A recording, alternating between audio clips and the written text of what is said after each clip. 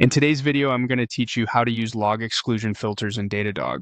Before we tune any filters, it's important to start in the right place and understand where your logs originate.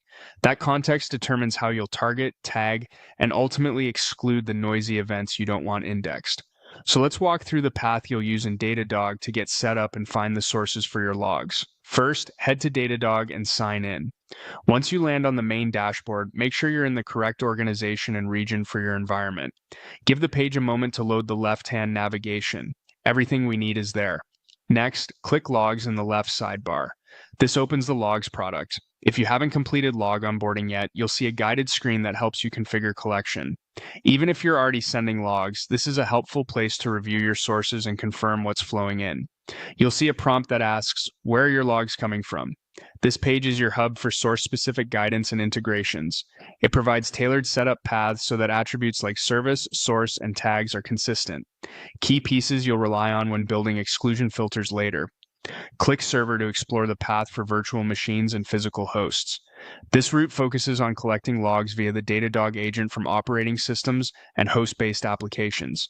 If your services run on VMs or bare metal, this is usually where you'll start. Consistent host tags here make filtering and exclusions more predictable. Click Container to review the flow for Docker and Kubernetes.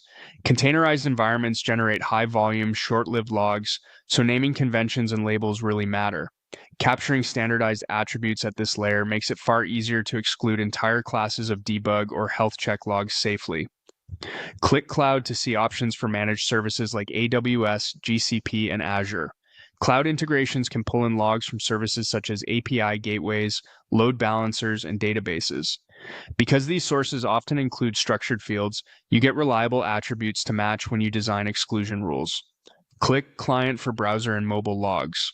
Front-end telemetry can be especially chatty, so understanding this path helps you control noise from repeated client errors or network timeouts without losing critical signals.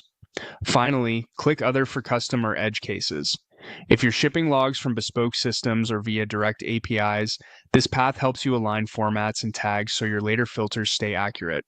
With your sources identified, you'll be ready to craft precise exclusion filters that rely on consistent tags and fields, keeping costs down and dashboards clean. Thanks for watching, and let's keep your logs focused on what matters most.